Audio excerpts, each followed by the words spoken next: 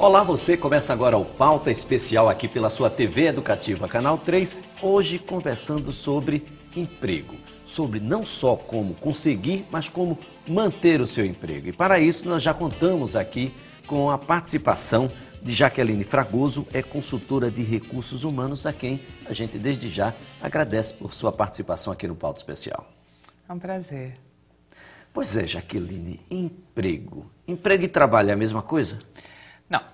Trabalho é qualquer atividade que você consiga fins lucrativos. E o emprego é aquela coisa mais tradicional, que você ter carteira assinada, ter toda uma legislação que dá um respaldo para aquele tipo de atividade. Então, essa é a diferença. Pois é, nós temos falta de emprego ou nós temos falta de empregados com qualificação, pessoas capacitadas para assumi-los?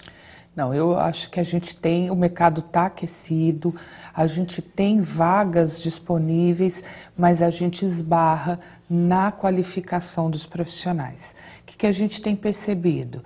Fica difícil conseguir suprir essas vagas por falta de mão de obra qualificada. E é até um contrassenso, porque as pessoas precisam trabalhar, querem trabalhar, mas na maioria das vezes elas não dominam, não preenchem os pré-requisitos para as vagas disponíveis. Pois é, falta qualificação no mercado, ou seja, organismos que possibilitem a qualificação dos trabalhadores, ou os trabalhadores não estão sabendo ainda como chegar até essa qualificação? Eu acho que sim, que as pessoas não têm a informação adequada para poderem estar participando desses cursos de qualificação, porque a gente tem os sistemas S, por exemplo, que ministram esses cursos. Existe gratuidade quando você consegue comprovar que você não tem renda disponível para estar naquele investimento.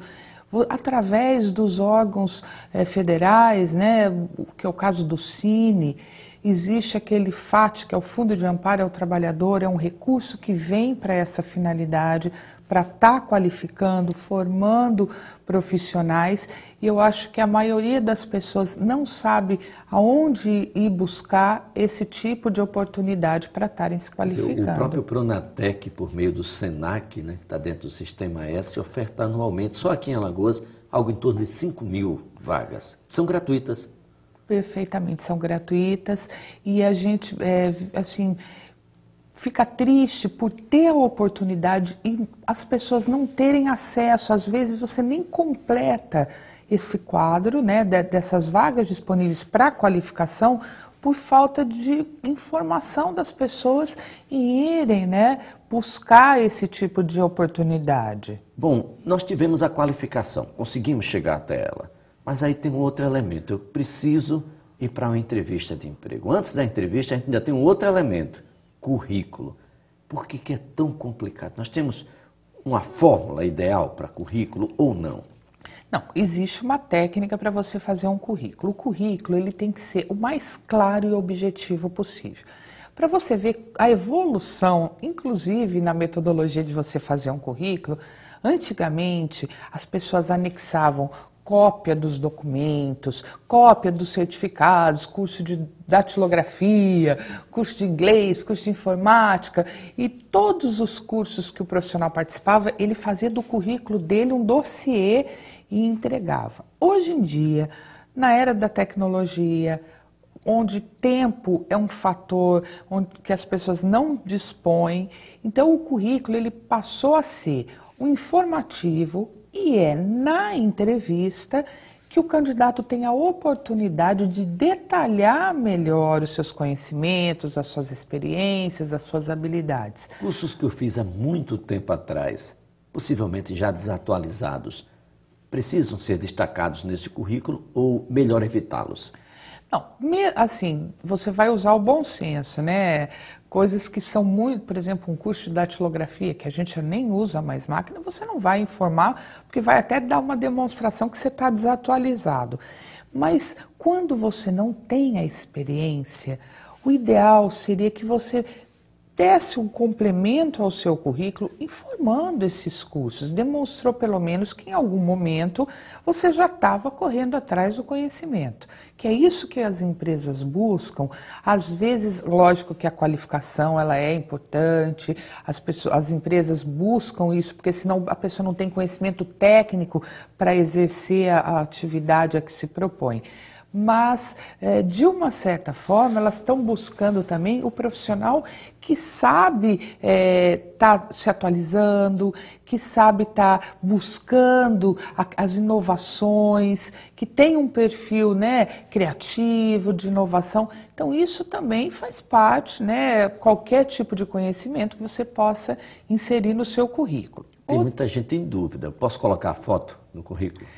Então, eu acho foto uma questão discriminatória, porque a gente vive num país que se diz liberal, mas existe o racismo, né? A gente combate esse tipo de preconceito, mas pessoas podem utilizar a foto, esse aqui é mais bonitinho, né? E determinadas profissões, se você for ser contratado, aí você tem a lista de documentos a apresentar, dentre elas a fotografia, para ter sua ficha funcional, para a confecção de um crachá.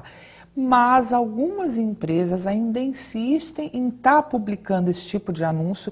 Eu, particularmente, acho extremamente discriminatório. Você não pode avaliar pela fisionomia de um profissional a qualidade que ele tem como profissional, a responsabilidade, o conhecimento. Eu acho meio um contrassenso no mundo de hoje você estar discriminando por fotografia. Pois é, cheguei, fiz o meu currículo. Posso apresentar em todo lugar, ou a gente, de acordo com a profissão, tem que ir para os lugares onde a gente tem mais afinidade do ponto de vista profissional? Pois essa pergunta é extremamente pertinente. O que a gente percebe, né? Nós consultores, quando divulgamos através de meio eletrônico ou nos jornais de circulação, ou a gente faz cartazes nas universidades para buscar preenchimento de determinadas vagas, a pessoa, tem gente que não tem nada a ver com a vaga, mas está buscando emprego, envia o currículo para lá. Não é para publicar em jornal, né? Nossa. O currículo. É incrível. Você, por exemplo, publica uma vaga para vendedor, uma pessoa que é técnica em enfermagem, envia o currículo, ou um profissional da área de informática.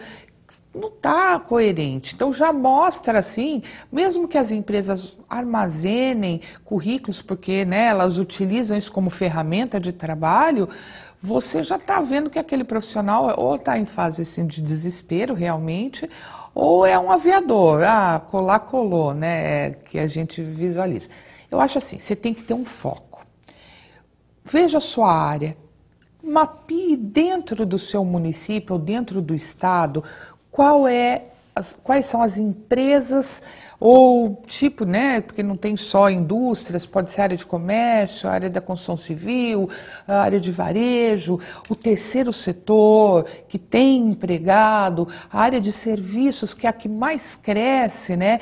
Então você tem que ter foco, ver a sua atividade e canalizar para aquelas empresas que estão correlacionadas à tua atividade, né? Agora, Jaqueline, a gente chegou e conseguimos ter, por parte dos RHs, absorvidos aí os nossos currículos. Vem a fase de entrevista. Entrevista é para ser um calvário, de fato, é para a gente temer a entrevista, nós temos um monstro lá do outro lado. De forma nenhuma. Tudo vai esbarrar no seu preparo. Como é que você vai se posicionar? Porque assim, você tem que pensar que a pessoa que está do outro lado, ela precisa tentar te conhecer num curto espaço de tempo para visualizar se você tem aquele perfil que está correlacionado com a vaga que ela tem disponível. Então, o que eu oriento os candidatos? Antes de ir para uma entrevista, procure saber qual é a empresa que você vai estar participando. Procure saber quais os principais serviços, os principais produtos. Se possível, se você tem conhece alguém que trabalha nessa empresa ou que tem um parente de alguém, procure saber como é o funcionamento da empresa, como funciona o clima, como é o clima organizacional e algumas questões básicas. Durante a entrevista, o selecionador ele é um profissional preparado para te deixar extremamente à vontade, para que você se sinta bem tranquilo e você possa dar as informações que ele precisa obter. Então, tem pessoas que são tão preparadas que deixam um clima tão favorável que a pessoa, o candidato, se solta de tal maneira que ele já cria uma certa intimidade e aí ele vai se mostrando como pessoa. A inexperiência do entrevistador pode significar perder uma excelente aquisição para a empresa. Pode sim, porque você não está usando o seu feeling, né, para estar identificando. Porque assim, às vezes você tem o currículo, que é, lógico, é um fator prioritário pelo qual você é chamado para uma entrevista. Mas utilizando também a parte comportamental. Às vezes você tem uma pessoa inovadora, uma pessoa que tem iniciativa, e você, através da técnica de entrevista, porque o processo seletivo, a entrevista, eu diria assim, que ela tem um peso de 60%. Mas você usa outras ferramentas. Você usa dinâmica de grupo, por exemplo, você vai fazer uma seleção para um comprador. Você vai utilizar as técnicas de negociação através de dinâmicas de grupo, você cria cases onde os candidatos vão ali, né, se envolver e onde você vai perceber como foi o comportamento de aquele outro, qual foi a principal característica que ele demonstrou. Ou seja, a entrevista não precisa ser apenas essa formalidade. Não, né? de forma um birô alguma. entre aquele que está contratando e aquele que está sendo selecionado. Essa coisa precisa ser desmistificada, precisa ser ampliada. De repente você está, pela própria timidez do entrevistado, perdendo um grande profissional, uma grande aquisição para a empresa. Olha, nós estaremos de volta daqui a pouquinho, logo após o intervalo comercial, e vamos conversar um pouco mais sobre o emprego. Você já empregado, que situação? Mais jovem, mais velho? Será que a gente tem emprego para o idoso? Será que de fato o idoso pode recomeçar? Eu terminei a minha carreira, mas não quero mais essa, eu quero uma outra carreira. Eu posso fazer isso? É melhor estar empregado ou ser dono do seu próprio negócio? Bom, essas perguntas e essas respostas nós teremos daqui a alguns instantes. Até já!